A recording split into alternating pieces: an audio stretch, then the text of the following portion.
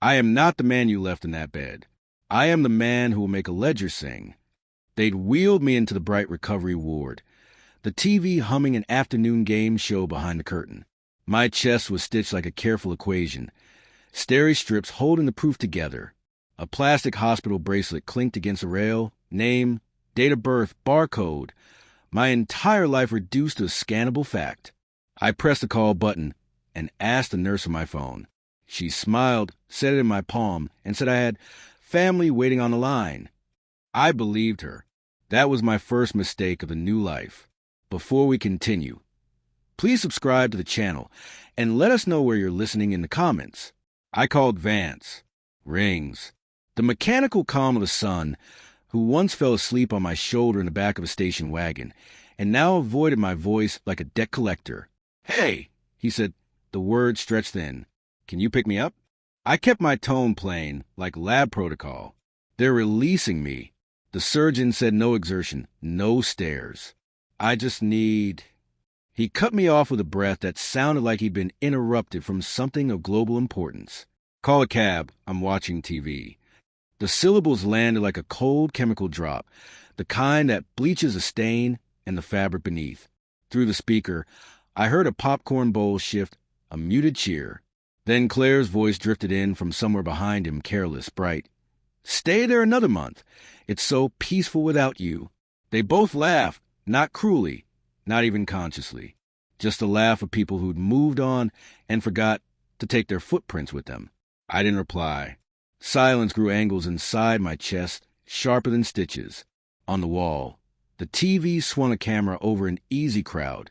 Strangers winning prizes for guessing the price of a blender. I remembered teaching Vance how to weigh a beaker's meniscus at eye level.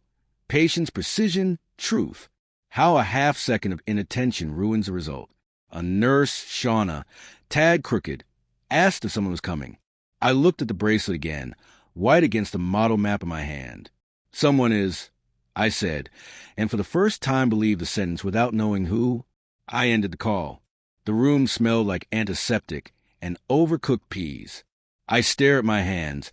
The tremor had quieted since the bypass, and tested my grip on the phone.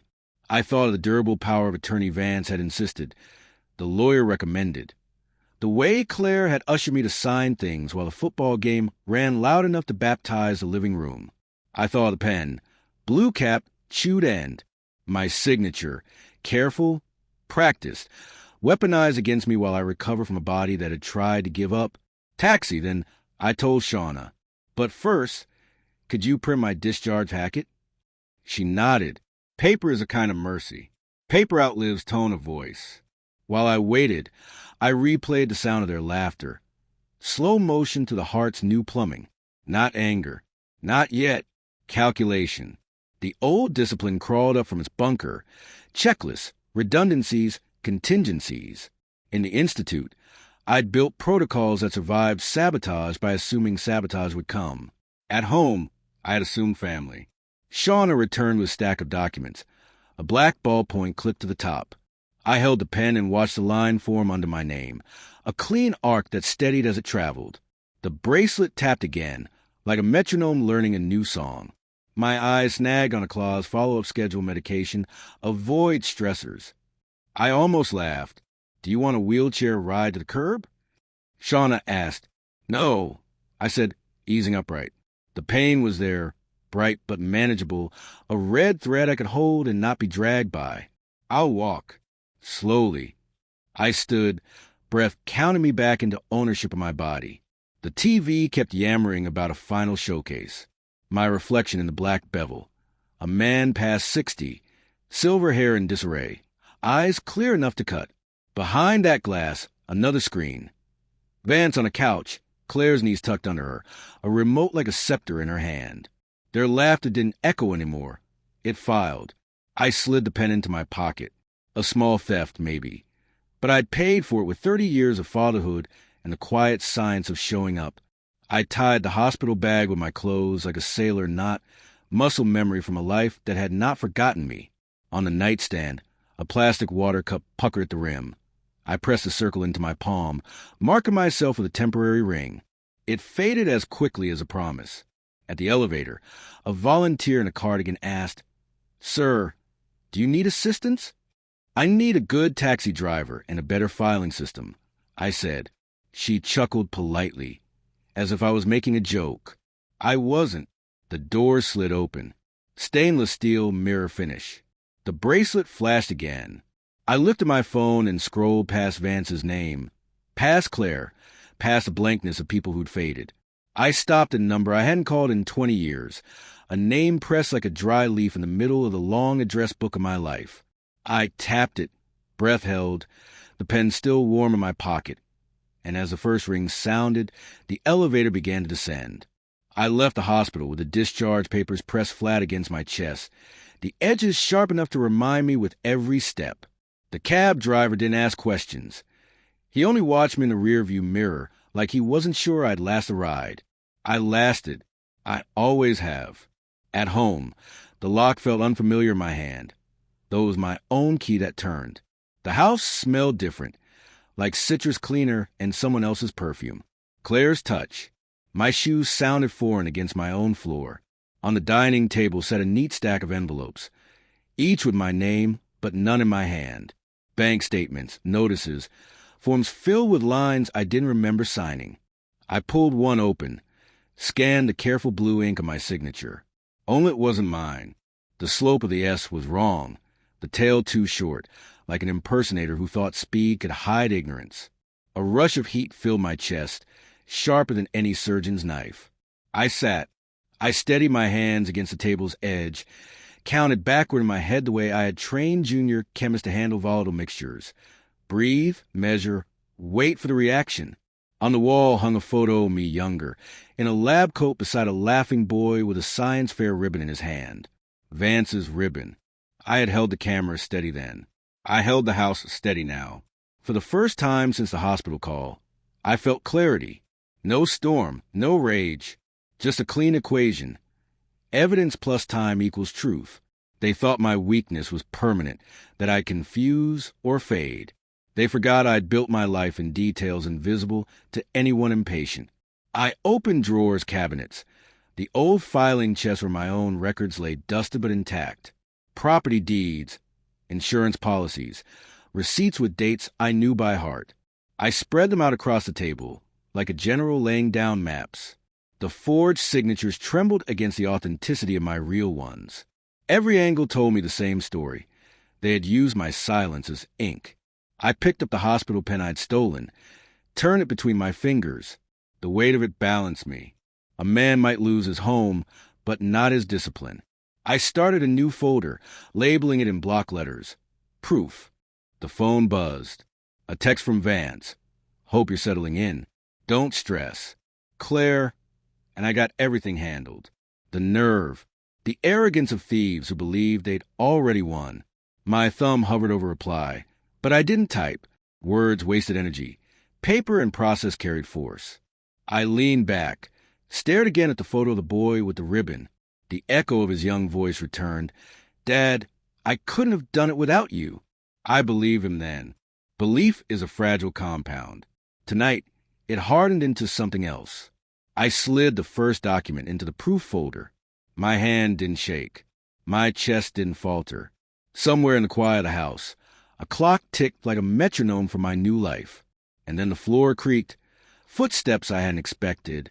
The sound came again, slow, deliberate, as if the wood itself was warning me. I pushed away from the table, folder half filled with papers clutched to my chest. For an instant I thought maybe Vance had returned, maybe Claire. But when I stepped into the hallway, it was only the weight of the house settling. The air, though, carried a hush I hadn't felt in years, a kind of presence that wasn't visible but pressed close. I walked to the living room, the photographs along the wall pulling my eyes. One in particular held me. Vance at 7, balanced on the edge of a dock, water sparkling behind him. He wore a bright orange life vest, and I stood behind him with both hands steadying his shoulders. He had been afraid of falling in, and I had whispered, "I won't let you sink." The picture froze at promise in silver halide, eternal. Now, staring at it, I felt the fracture. I had kept him afloat then, and now he had pushed me into the water himself. The memory cut deep, but instead of pain, it delivered focus. Every late night at the Institute, every lecture about accuracy, about ethics and results, about never faking data, those lessons were for him as much as for my students. He had been my first pupil, my failure, perhaps, my reason, certainly. Back at the table, I opened another drawer, hands finding what they were searching for. Old notebooks, each page numbered, margins aligned, the discipline of a man who believed in order. I flipped through, scanning notes about household repairs, about savings bonds, about mortgage payments. Each entry carried dates and signatures, my signatures, the proof of a man's steady hand. They could forge a stroke, but not the consistency of decades. I set the notebook beside the growing folder. Outside, dusk bled into the windows, turning glass into mirrors. In the reflection, I caught myself, older, slower, stitched across the chest, but alive. Alive enough to fight. The phone buzzed again. This time it was Paloma. Her name lit the screen like a flare in a dark field. My daughter's voice, when I answered, carried warmth, distance softened by love. "Dad, I saw the hospital update. Are you home? Are you okay?" "I'm home," I said, and the steadiness of my tone surprised me. "I wish I could fly out. You know I would if I could. Money's tight. But I'm with you. Don't let them corner you." Her words fell like scaffolding around me. She couldn't stand beside me, but she had given me something else. The reminder that not every child forgets their parent. Not every bond rusts. "I won't," I told her. "They mistaken me for a man already gone." Silence held, comfortable. Then she whispered, "Prove them wrong." When the call ended, I stared at the folder. The clock ticked louder now, like a countdown. I placed Paloma's name on the inside cover in my neat, deliberate hand. This wasn't just a fight for property or pride. This was proof to her, to myself, that my life had not been erased. I closed the folder and slid it beneath the stack of forged envelopes. When the house creaked again, I didn't flinch. My heart, stitched and scarred, beat steady as a drum. And then a car door slammed outside, sharp enough to rattle the glass. Headlights washed across the living room window, slicing the dusk into jagged bars of white. I froze, listening as an engine idled low, then cut. Silence swallowed the street. My pulse kept its own rhythm, but steadier now. No panic, only awareness. I stepped back from the window, folder still in my hand, and waited. The front gate clicked. Footsteps crunched gravel, unhurried, confident. For a second I thought Vance had actually bothered to check on me, but the tread was too heavy, too certain. I opened the door before the knock could land. Merton stood there. Same Merton who had shared the lab benches with me 40 years ago, when experiments ran until dawn and caffeine was a language. His hair had gone to steel, his shoulders still squared. "You look like hell," he said without ceremony. "Good to see you, too," I answered, stepping aside. He entered with the kind of caution that meant he already knew more than I'd told him. He eyed the papers scattered across the dining table. The fresh folder marked proof. "You called me after 20 years, he said. "So I came. What's the variable?" I poured him water into the same glass Claire had left lip-stained days before. The contrast amused me. "The variable is trust," I said. "And I'm running the control now." He sat, leaned forward. "Tell me everything." I laid it out. The forged signatures, the hospital abandonment, the arrogance of texts written like verdicts. As I spoke, my voice didn't shake. It sharpened. Merton listened, nodding at intervals, fingers tapping the table in old rhythms we both remembered from experiments timed to the second. When I finished, he exhaled slow. "They think you're done. They think wrong." He picked up one forged document, tilted it against the lamplight. "Sloppy," he muttered. "Not even close to your line weight. If they try to submit this in court—" He shook his head, eyes narrowing. "You'll need a lawyer, someone who doesn't flinch." I nodded. "I have a name. Beatrix. Young, stubborn. She still believes in truth like it's currency." Merton smiled faintly. "Then we're three." The weight of solitude eased just a fraction. The house, moments ago foreign, now felt like headquarters. We spoke strategy, not vengeance. Chain of custody, notarized comparisons, quiet inquiries to old colleagues still working in archives. Every suggestion he made slotted into place like pieces of a machine I'd forgotten I'd built. The clock ticked past midnight. He rose to leave, clapped my shoulder once, solid. "You've still got fight in you," he said. "Fight's all I've got left to give," I replied. When the door closed behind him, I turned back to the window. The street was empty, quiet, but the house no longer felt vulnerable. I had allies. I had memory. I had proof. I returned to the photo wall, the one with the dock and the life vest. My eyes lingered on that boy, his trust unbroken then. Behind the glass, my reflection overlapped with his, the man and the child sharing one frame. I touched the picture lightly. "I won't let you sink," I whispered again, though the boy was long gone. The house creaked once more, but this time it didn't sound like settling. It sounded like a warning. And then my phone lit up with an incoming call from Vance. The screen glowed with his name. For a heartbeat, I considered letting it ring, letting silence serve as answer. But silence was how they had written me out, and silence would not be my ally now. I swiped and pressed the phone to my ear. "Dad," Vance said, his voice coated with the same casual varnish I remember from my hospital call. "I heard you're home." "That's good." "Is it?" My tone was flat, clinical. "Good for whom?" A pause. Then the sound of Claire laughing faintly in the background. The shuffle of movement. He lowered his voice, conspiratorial. "Listen, don't stress yourself with paperwork or bills. Claire and we've got everything in order. You just rest, okay?" I stared at the proof folder, its spine sharp against the table's edge. "I'll rest when I've checked every line," I said. His sigh was the same one he'd used at 12. When I asked him to redo a science assignment he'd rushed through. Only this time, instead of grudging respect, it carried contempt. "Don't make this harder than it needs to be. You signed the papers. We're handling it." "I didn't sign them." Silence. Then, sharper, "What are you saying?" I let the silence stretch, the way I used to in lectures, until students grew uncomfortable enough to seek the truth themselves. Finally, I said, "I'm saying the signatures aren't mine, and I'm saying I'm not blind." His voice cracked just slightly. "Dad, don't start something you can't finish." I almost laughed. Start something? They had started it when they left me in that hospital bed.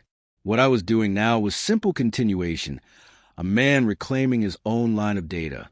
"Good night, Vance," I said, and ended the call. The room seemed brighter, though only the lamp burned. The weight of doubt had shifted, replaced by a certainty that steadied my breath. I gathered the oldest documents, house deed, mortgage statements, insurance papers, and compared them against the forgeries.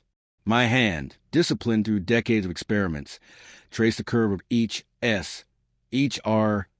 The differences shouted now. The forgeries sloppy, rushed, untrained. I placed the originals in one pile, the fakes in another.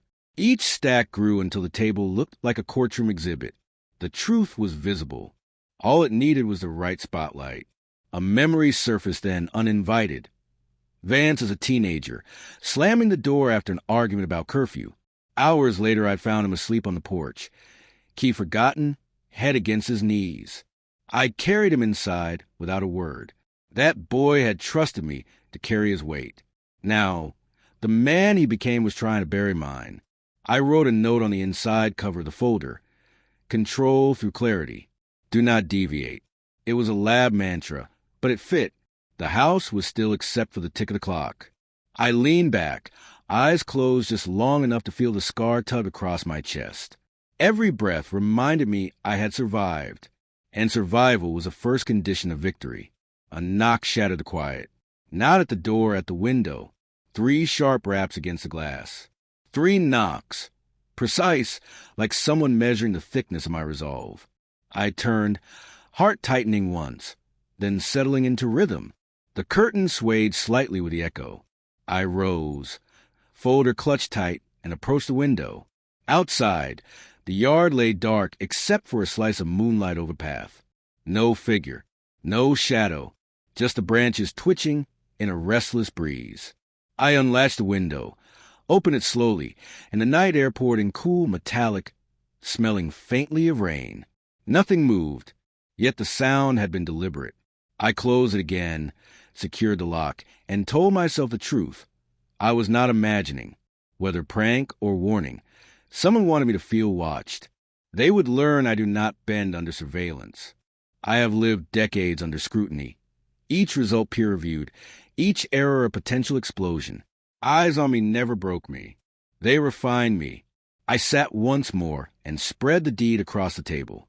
For years I kept copies folded in a separate binder, annotated in the margins with tax dates and insurance notes. Tonight, under lamplight, one phrase ignited. Co-owner's share, 10% retained. My name, inked in permanence.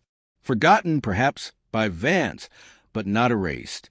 The discovery tightened inside me like a knot pulled firm.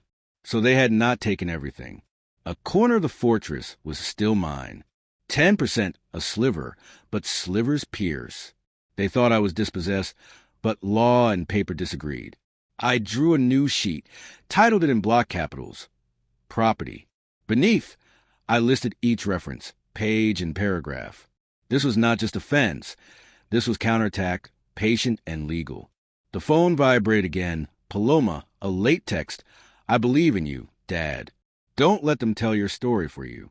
I stared at those words until the screen dimmed, the reflection of my scarred face lingering there. Belief, even from far away, was fuel. I stacked the documents carefully, aligning edges with surgeon precision. Then, restless, I walked the rooms. Claire's scent lingered faintly on curtains, on cushions, invasive as mold. Their laughter haunted corners. Yet in the office, in my old desk drawer, I found what steadied me. Notebooks from experiments, each page ruled, each observation exact. The echo of discipline. Returning to the table, I slipped the deed into the proof folder and pressed it closed. The house exhaled around me, with sighing, clock-marking survival. 10% was not just ownership. It was a foothold, the first rung back up the cliff. I stood at the window again, stared into the dark yard. Still no figure, no sound. But I whispered anyway, steady and low. You left me for dead. I remain, and now I rise. The words had barely left my mouth when headlights flared once more, flooding the glass, and this time the car did not pass by. It slowed, stopped directly outside. The car idled at the curb, its headlights throwing long white bars across the living room walls. I didn't move at first. I simply watched, folder press against my ribs, heart steady. Then the engine cut. A door slammed. Shoes struck pavement. I opened the front door before the knock. Claire stood there, framed by the porch light, her smile thin as wax. She carried a folder of her own, glossy red, the kind realtors use for stage photographs. Evening, she said sweetly. We were worried about you. I let the silence answer. She pushed the folder into my hands. It's all simple, really. Just sign this. It clarifies things, protects you from stress. I opened it. Pages of legal jargon, blank spaces for initials, and at the bottom my name already printed neatly, waiting for ink. Family agreement, the title read. You'll be comfortable, Claire continued. Monthly allowance, no bills to worry about. We'll handle the rest. Behind her words, I heard the sharp click of strategy, not care. I looked at her as I once looked at corrupted lab data, numbers that smiled but did not add up. I laid the red folder on the porch rail. Comfort, I said slowly, is the cage of men who stop fighting. I am not one of them. Her smile thinned further. Vance thought you might say that. He asked me to persuade. She leaned closer, voice dropping. You're not strong enough for this, Sylvester. Let go. I thought of the 10% still legally mine, the deed shining like iron in my folder. I thought of Paloma's text glowing faith in the dark. And I thought of Vance, watching TV while I bled in a hospital bed. I straightened, scar pulling but holding. I will never sign away what's mine. For the first time her eyes flickered, not with fear, but with the recognition of resistance. She gathered the red folder, clutching it too tightly, and turned without another word. The car's engine roared, tires snapping gravel as they left. Inside, I sat at the table again, pulled out the property sheet, and added a new line. Attempted coercion documented. I noted date and time. Evidence grows in layers. Hours later, I walked past a television I hadn't turned on in weeks. Out of impulse, I clicked it. The local news filled the room. And there, to my surprise, was my own name on the ticker. A segment was airing about veterans volunteering to restore the town park. Footage showed me, weeks earlier, before the surgery, handing out supplies, steadying a young volunteer on a ladder. The anchor spoke about community service, resilience, honor. My face, tired but resolute, filled the screen. I stood frozen. Public recognition. An image beyond the walls. Claire and Vance tried to lock me in. And then the phone rang again. This time, not family, reporters. The phone kept ringing, vibrating across the table until it rattled against the proof folder. I let it buzz twice more before answering. Mr. Sylvester? A woman's voice, professional, steady. This is Channel 6. We'd like to feature you in a follow-up piece about the Veterans Initiative. The community really responded to your story. Could we schedule an interview? For a moment, I said nothing. I stared at the stack of forged signatures, the red folder still lying where Claire had left it. They wanted me invisible. Yet here was visibility, uninvited and undeniable. Yes, I said finally. Tomorrow morning. The call ended and silence returned. But it was no longer the silence of isolation. It hummed with possibility. The next morning I dressed carefully. Pressed shirt, jacket that still held its lines, shoes polished until they caught the light. Each movement was deliberate, a ritual. I wanted no one to mistake me for frail. The scar across my chest pulled as I buttoned, a reminder that I was rebuilt, not broken. At the studio, the cameras felt less intimidating than I expected. They were simply lenses, like microscopes, searching for truth. The anchor asked about the park restoration, about teamwork, about perseverance after surgery. I answered plainly, each sentence shaped by the same precision I use in my lab reports. When the interview aired that evening, my phone lit up with messages, neighbors, colleagues, even strangers. Words like inspiration and respected appeared in glowing text. My face filled screens, not as a victim, but as a man standing. I knew what that meant for Vance and Claire. They thrived on control, on the quiet erasure of my presence. But publicity is oxygen. Once lit, it spreads fire. Already I could imagine Claire's tight smile cracking, Vance muttering excuses to friends who had seen me alive and resolute on television. I poured tea, sat at the table, and replayed the segment. My own voice filled the room, calm and assured. For the first time in months, the house didn't echo with their laughter. It echoed with mine. Later that night, I opened another envelope from the pile. A bank notice, dated weeks earlier, confirming a transfer I never authorized. The signature at the bottom, again a forgery, sat beneath words that claimed my consent. I pressed the document flat against the table, side by side with the deed. Fraud and theft laid bare. I imagined showing them in court, the weight of law turning against my betrayers. I wrote a new heading on a fresh sheet, Financial Trail. Beneath it, line by line, I began listing every irregularity. Each entry was a nail in the coffin of their scheme. The night stretched deep. Outside, the street was empty, but my house buzzed with the energy of purpose. When I finally set down the pen, the proof folder bulged with documents, notes, and resolve. And just as I switched off the lamp, a car slowed outside once more. But this time, instead of leaving, it stopped, and someone stepped onto my lawn. I stayed in the dark, watching the figure cross my lawn with the slow confidence of someone who believed they belonged. The porch light caught her face, Beatrix, younger than I remember from a brief consultation years ago, but her stride carried the same blunt certainty. She didn't knock. She called out, clear as a gavel strike, "Mr. Sylvester, it's Beatrix Hart. Your daughter asked me to come." I opened the door. She entered without hesitation, eyes darting over the table where documents sprawled like a battlefield. She dropped her satchel beside them, unzipped it, and began pulling out forms, stamps, and a recorder. Paloma told me what's happening. She can't be here, so I will. She sat, flipped on the recorder, started at the beginning, every detail. I told her, everything, the forged signatures, the hospital abandonment, Claire's midnight visit with the red folder, the financial transfers. As I spoke, she nodded, occasionally jotting notes in tight, economical script. When I finished, she leaned back, eyes sharp. This isn't just neglect. This is fraud, coercion, elder abuse. And we can prove it. I tapped the proof folder. Already started. She opened it, scanned quickly. Her eyebrows rose when she found the property deed. They don't know you still own 10%. They will now. A knock interrupted us.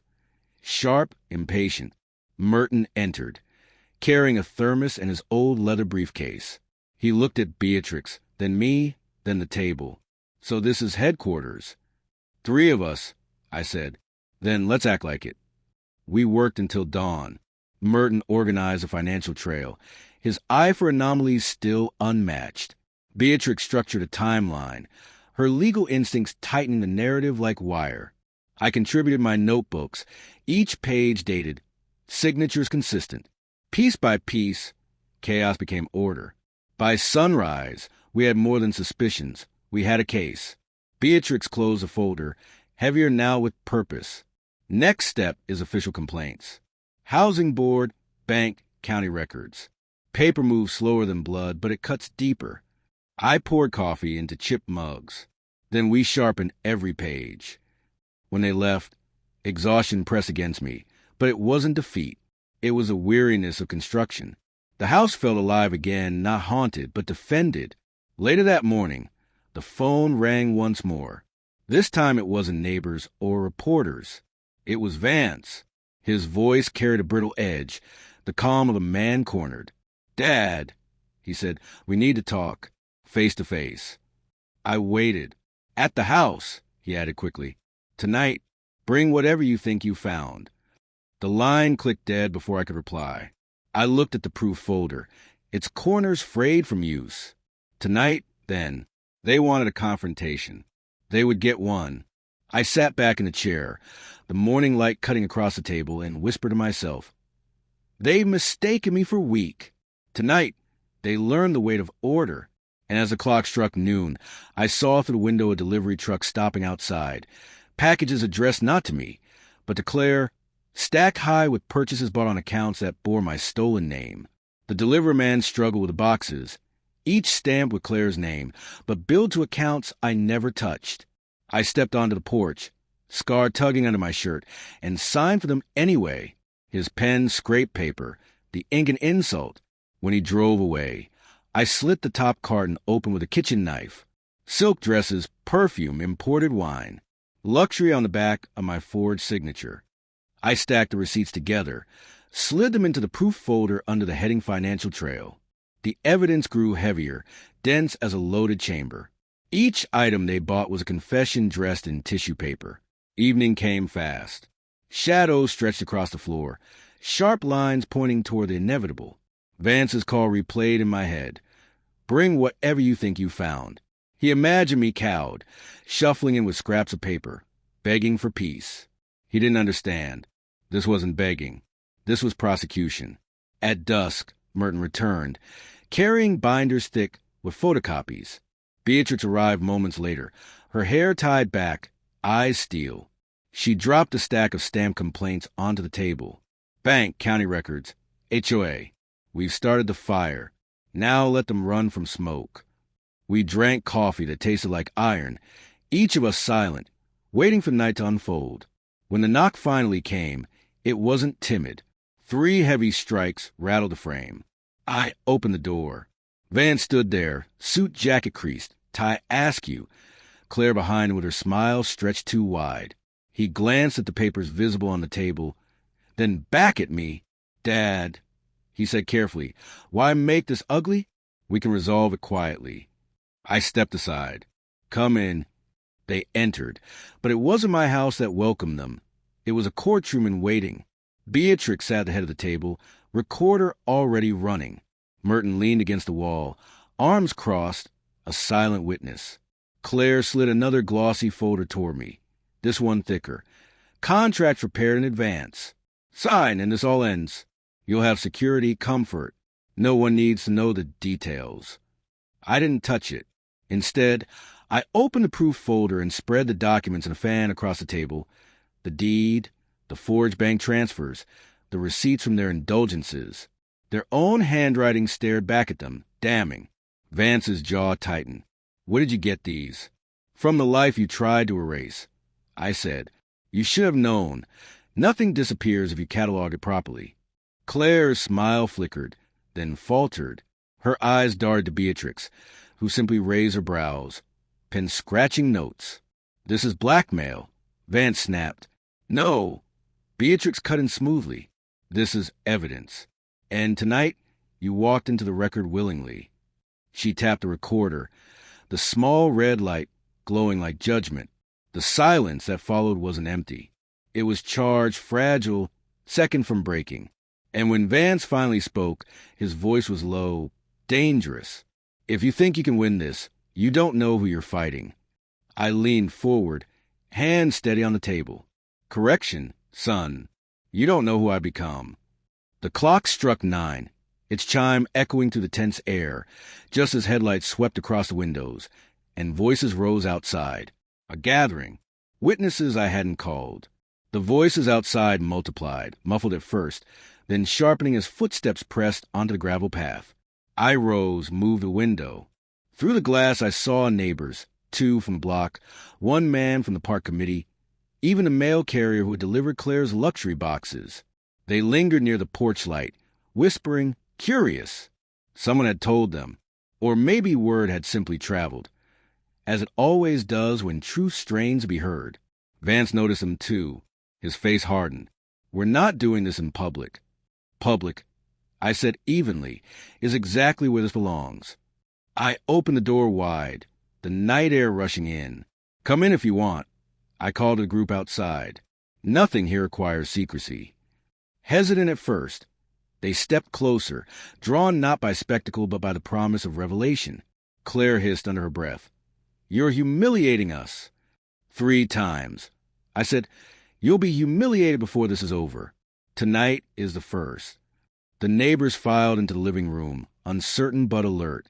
Beatrix remained seated at the head of the table, recorder still running. Merton poured coffee into mismatched mugs and passed them out like it was any other meeting. But the tension thickened, heavy enough to bend the room. I spread the documents again, deeds, forged checks, delivery receipts. They used my name, my signature. They took what wasn't theirs. They left me in a hospital bed, told me to call a cab, and then they forged my life into their profit. Gasps, murmurs. The mail carrier squinted at one receipt, recognition flickering. I delivered that last week. His words carried weight. Ordinary testimony often cuts deeper than rehearsed speeches. Claire's mask slipped. Her smile curdled into a sneer. You think these people matter? You think a handful of neighbors can undo legal agreements? Beatrix leaned forward, voice crisp. They matter when they serve as witnesses. And every word spoken here is recorded. Vance slammed a hand against the table. Papers fluttered, but I gathered them calmly, aligning corners as if nothing had happened. Losing your temper won't erase your theft, I told him. The neighbors whispered again, louder this time. One of them pulled out a phone, recording. That was the breaking point. Claire grabbed her glossy folder, snapped it shut, and stormed toward the door. We're leaving. But Vance didn't follow immediately. He looked at me, eyes burning with the recognition that the stage he had controlled was slipping away. Finally he muttered, "This isn't over," and pushed past the crowd. The door closed behind them. Silence followed, but it wasn't empty. It was charged with solidarity. The neighbors stayed, shaking their heads, murmuring support. They had seen. They had heard. The first humiliation of Vance and Claire had unfolded not with fists, but with paper and witnesses. I sat, exhausted but steady. Beatrix turned off the recorder, slid it into her bag. That, she said, was powerful, and it's only the beginning. I exhaled long and slow. Yet even as relief touched me, a sharp thought cut through. They wouldn't retreat quietly. Retaliation was coming. And as if summoned, a notification buzzed on my phone. An emergency alert from the HOA board, calling a special meeting for tomorrow. Claire's fingerprints were all over it. The notification glared from the screen like a flare in the night. HOA special session, mandatory attendance. The subject line carried no explanation, but I could read between the lines, Claire. She had moved fast, pulling the housing association into the fight, hoping to bury me under procedure and bylaws. I showed the message to Beatrix and Merton. Beatrix smirked. Good. Meetings mean minutes, and minutes mean records. If she thinks she can manipulate the board, let's watch her hang herself in the transcript. The next evening, the HOA hall buzzed with restless voices. Folding chairs lined up in uneven rows, fluorescent lights buzzing overhead. Claire sat at the front table, perfectly dressed, paper stacked neatly before her. Vance loomed beside her, arms crossed like a bodyguard. They looked rehearsed, but I saw the tremor in Claire's fingers as she adjusted her necklace.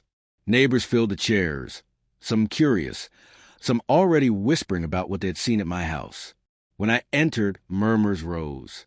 Not pity, not disdain, something closer to expectation. The chairwoman cleared her throat. We've convened to address disputes regarding property rights and community governance. She looked at Claire. You requested this meeting? Claire rose smoothly, her smile dazzling. Yes, I'd like to bring attention to irregular participation in board votes. Certain parties, she glanced at me, voice sharpened, are attempting to disrupt our community harmony with baseless accusations. Her words rippled across the room. Some nodded, others frowned. She continued, detailing her version of events, that I was confused, unstable after surgery, misremembering documents. She waved a glossy folder like scripture. Beatrix leaned toward me, whispering, Wait for it. Then the chairwoman flipped a page on her clipboard. Mrs. Claire, before we proceed further, several neighbors submitted concerns. It seems you cast votes on HOA initiatives that directly benefited your own household.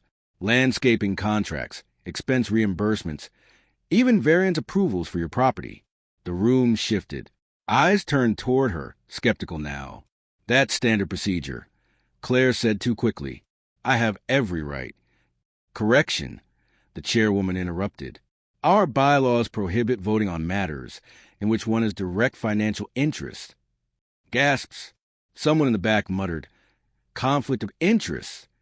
Phones lit up, fingers scrolling through bylaws they suddenly cared to read. Claire's face flushed, smile cracking. She looked at Vance for support, but his jaw was tight, his gaze fixed on the table. Public humiliation. Second strike. I stood, unfolding a paper from my proof folder. For the record, I said clearly, I never sought conflict. I sought only clarity. And tonight, clarity is what you've all received. I handed the deed copy to the chairwoman. 10% ownership. Legally documented. Their attempts to erase me are void. The chairwoman examined it, nodded once, and set it before the board. Whispers swelled, some astonished, some approving.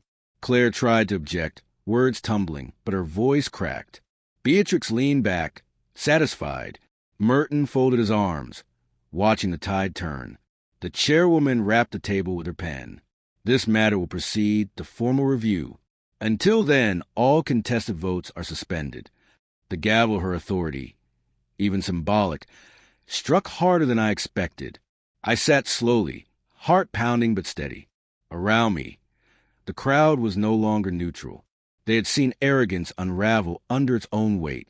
When the meeting adjourned, Claire stormed out first, heels striking like gunfire. Vance lingered, staring at me with something darker than anger, fear, perhaps, or recognition that his stage was shrinking. As the neighbors filtered out, one man clapped my shoulder. We believe you, he said simply. That night, back at my table, I logged each event. Date, witness, outcome. The second humiliation was complete. One remained. And as I closed the folder, my phone lit again, this time with subpoena. The court date was set. The subpoena lay on the table, the seal embossed deep into the paper, like a brand. A date, a courtroom, a demand. I traced the letters with my finger, felt the weight of the system finally turning toward me. For months they had maneuvered in shadows. Forms slipped across counters, signatures forged in dim rooms. Now everything would surface under fluorescent lights and stenographer keys, exactly where I wanted it. Merton poured coffee, his hand steady. "This is it," he said. "No more back rooms, no more gossip. They'll have to stand in daylight." Beatrix reviewed the stack of documents, her lips tight with focus. "We'll need certified copies, expert testimony on the forgeries, financial statements subpoenaed from the bank. It's not about volume. It's about precision. And you, Sylvester, will testify. Calmly, clearly. They'll expect anger. Don't give it to them. Give them order."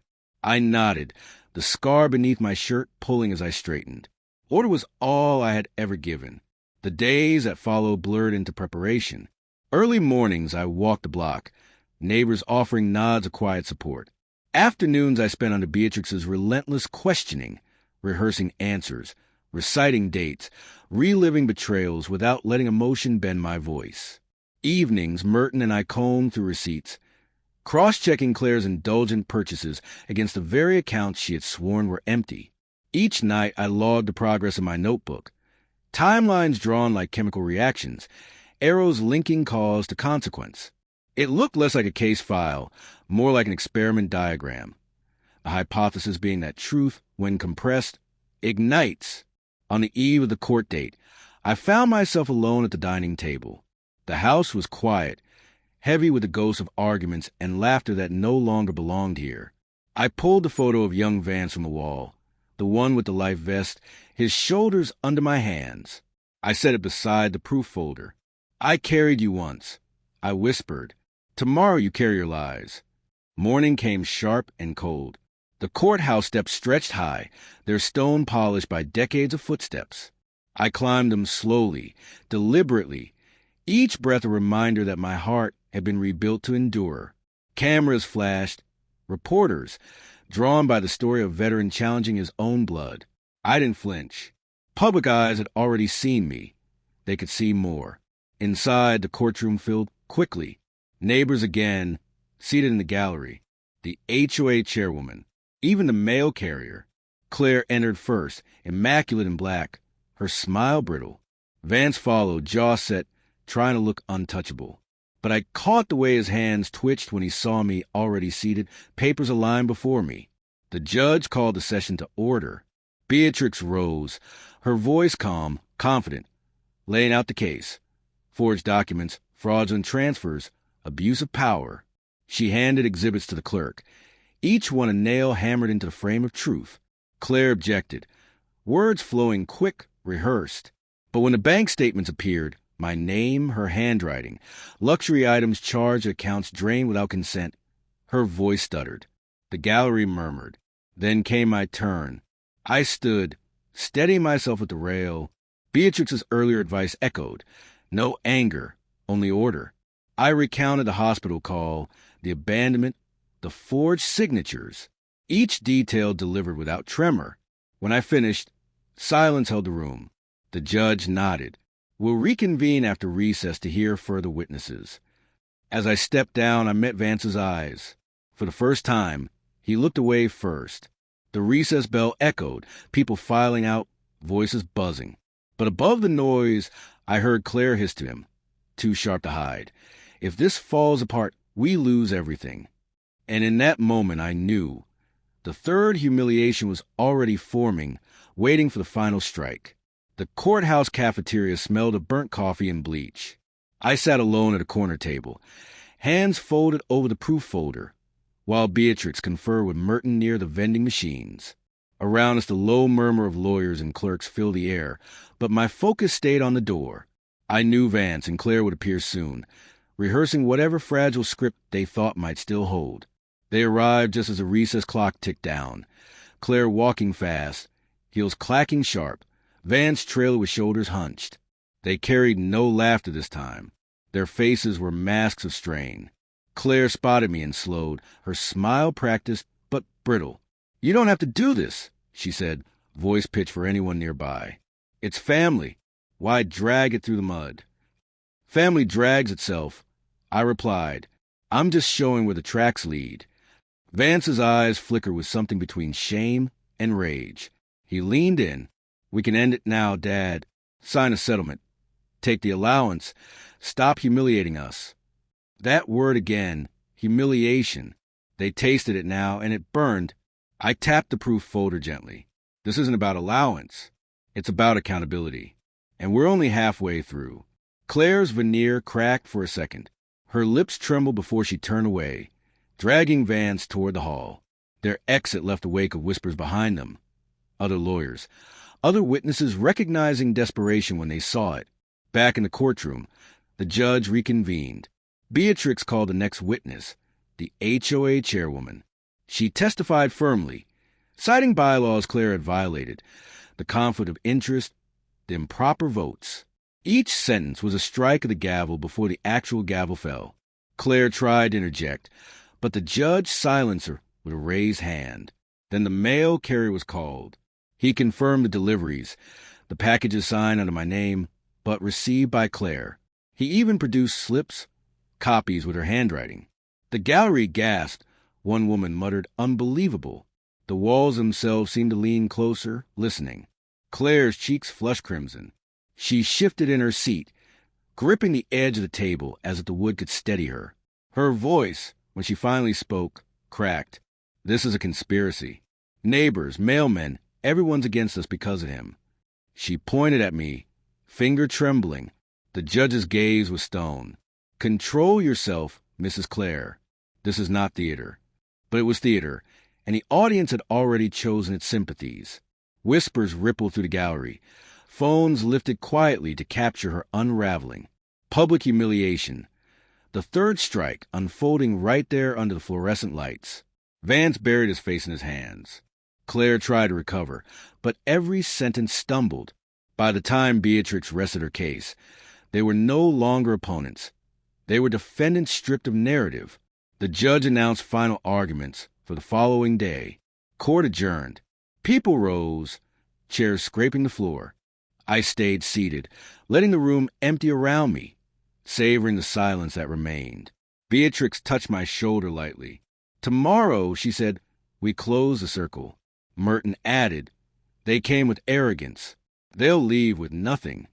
As we stepped into the fading afternoon, reporters surged, microphones flashing. One asked, Mr. Sylvester, do you feel vindicated? I stopped, looked straight into the camera lens. I feel disciplined, I said, and discipline always outlasts deceit. Flashes erupted, questions piled, but I kept walking. Each step down those courthouse stairs felt like descent into resolution. Yet inside me, tension wound tighter, because tomorrow wasn't just the end of trial. It was the final image, the last movement of a symphony years in the making. That night, alone in my house, I placed a hospital pen on the proof folder, its ink nearly drained from use. A symbol of where it began and of where it would end. And as the clock struck midnight, a storm broke outside, wind lashing the windows, rain hammering the roof, like the world itself preparing for Judgment Day. The storm did not let up through the night. Rain battered the windows like fists demanding entry. Wind howled through the gutters. I sat at the dining table, lamplight steady against the chaos outside, the proof folder open before me. Every page had been cross-checked, every receipt aligned. The pen from the hospital lay across the top, its barrel scratched, ink nearly gone. The same pen they thought would be used to sign away my life had instead become the instrument of my defense. Sleep never came. At dawn I rose, put on the same pressed shirt and jacket, polished the shoes again until they reflected the dim light. In the mirror I saw not an old man, not a victim, but a strategist on the eve of battle. My scar tugged into the fabric as I buttoned, but the pain steadied me. Proof I was alive, proof I had endured. At the courthouse the storm had driven everyone inside quickly, leaving the hallways crowded, buzzing with tension. Reporters stood ready, neighbors clustered, whispers spilling like static. Vance and Claire arrived last. Faces drawn, clothes immaculate but energy frayed. She clutched another glossy folder, thinner this time, as though paperwork alone could shield her from collapse. The judge called us to order. Final arguments, he announced. Beatrix stood, calm and deliberate. She did not shout, did not dramatize. She placed the evidence in sequence. Forged signatures, bank transfers, HOA conflicts, testimonies from neighbors, from a mail carrier, from the board chairwoman. She ended with my deed, the 10% they thought forgotten. Mr. Sylvester's life was not only stolen in part, it was attempted to be erased. Yet here he stands, disciplined, precise, unwilling to vanish. Silence followed, broken only by the scratch of the clerk's pen. Then Claire rose. Her voice was sharp, desperate, cracking on edges she couldn't polish anymore. He's confused. He's sick. This is vengeance from a bitter old man. She flung her folder onto the table, paper scattering like frightened birds. You can't trust him. But the gallery didn't believe her anymore. Heads shook, whispers swirled. Even the judge's expression stayed unmoved, waiting for facts that never came. Vance tried to salvage it. He stood, adjusted his tie, forced calm. My father, he doesn't understand the strain he's putting on us. We took responsibility when he couldn't. Any mistakes were accidental. I rose before the judge could close the session. Your Honor, I said, voice steady. I may be old, but confusion has never guided my hand. Every entry in my notebooks, every date, every receipt is proof of clarity. They did not take responsibility. They took advantage. I placed the hospital pen on the rail of the witness stand. And this, the pen I carried out of the recovery ward, is the last tool they will ever use against me. Gasps rippled through the room. The judge called order, gavel sharp. Court will deliver its decision tomorrow morning. Tomorrow, one more night. As I left the courtroom, flashes erupted, questions flew, but I heard none of them. The storm outside had calmed, leaving the air sharp, cold, clean. The final humiliation had landed, but the verdict, the true reckoning, waited still. That evening, back in my house, I replaced a photo of young Vance on the wall. For years it had been a memory of trust. Now it was a reminder of betrayal. Yet I left it hanging, a mirror of what was lost and what must be answered for.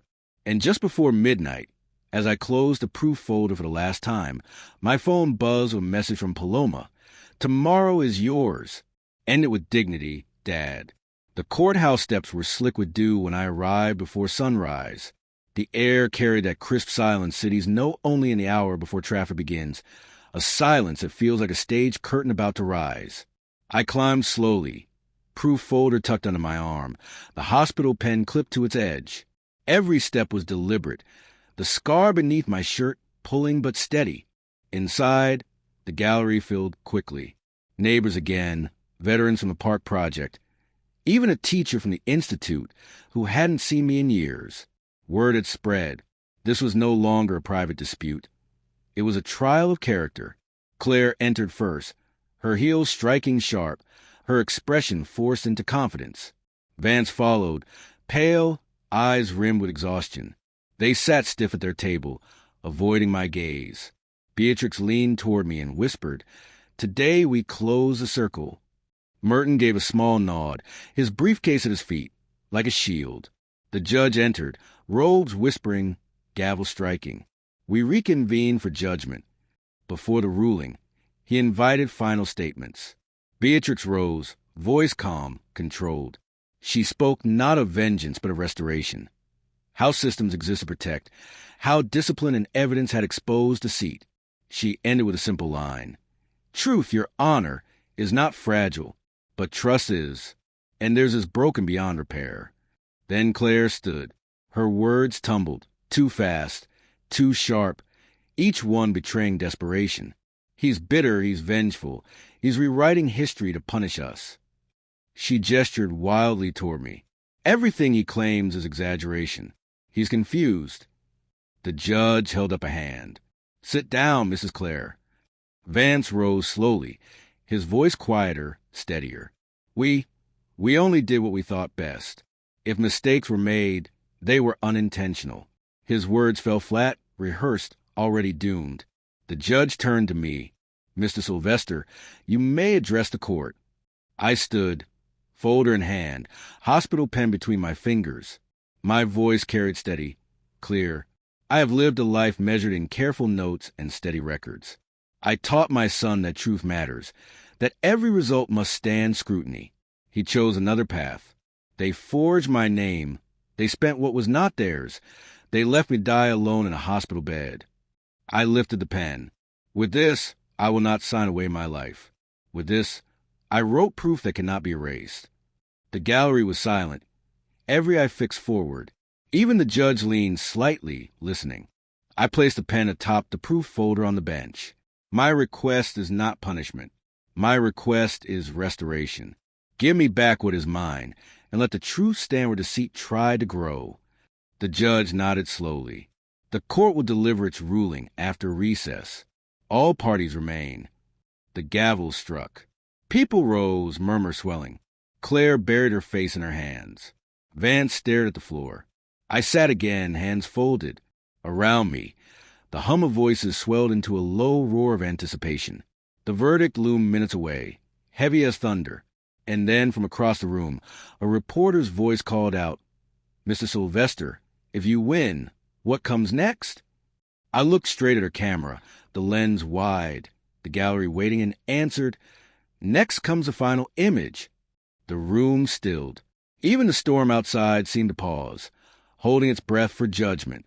The gavel struck once more, the courtroom settling into a hush so deep I could hear my own breath. The judge's voice carried across the chamber, measured, immovable. This court finds that the signatures presented by the defendants are fraudulent, the financial transfers unauthorized, the attempts to dispossess Mr. Sylvester deliberate. Accordingly, ownership of property is restored. Damages will be pursued. Further, this court refers evidence to the district attorney for potential criminal charges. The words fell like iron weights. Each sentence tightened the noose Claire and Vance had tied with their own hands. Around me, the gallery erupted. Neighbors whispering, reporters scribbling, veterans nodding in quiet solidarity. Claire shot to her feet.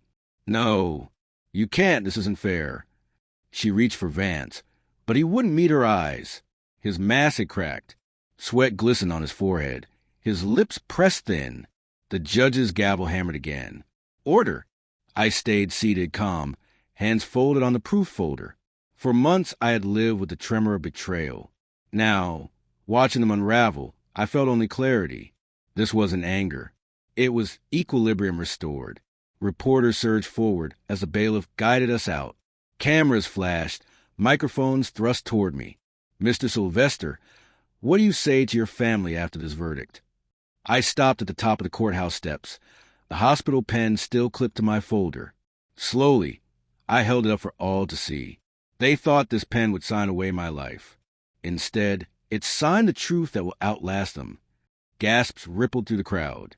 Cameras clicked furiously, freezing the moment. The old man with silver hair, scar beneath his shirt, holding a battered pen like a weapon of honor. Behind me, Claire shouted something shrill and incoherent, drowned out by the storm of voices.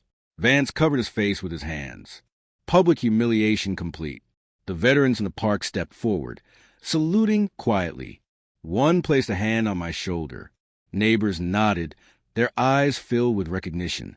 My name was no longer a footnote in someone else's story. It was restored, etched back into the community's ledger. I descended the steps slowly, each one deliberate, the courthouse looming behind me. The weight I carried was no longer proof or evidence.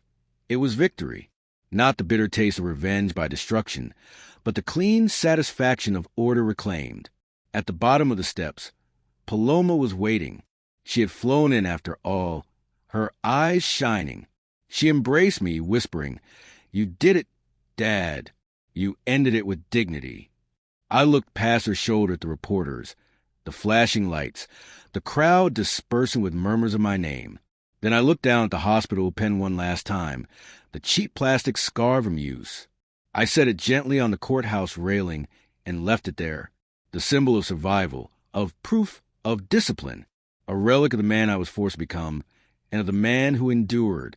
As Paloma and I walked away, I glanced back once. Vance and Claire stood at the top of the steps, surrounded by cameras, their faces twisted with panic, stripped of respect. Their empire of paper had burned to ash in the very forum they tried to control. And in that image, me walking forward with my daughter, them trapped in their own downfall, the story closed. My revenge was complete, not with rage, but with truth sharpened into justice. The storm had passed. The air smelled clean. And for the first time in years, I felt the weight of my heart, not as a burden, but as proof it still beat with purpose. If you like this story, please like this video. Subscribe to the channel and share your impressions of this story in the comments. To listen to the next story, click on the box on the right.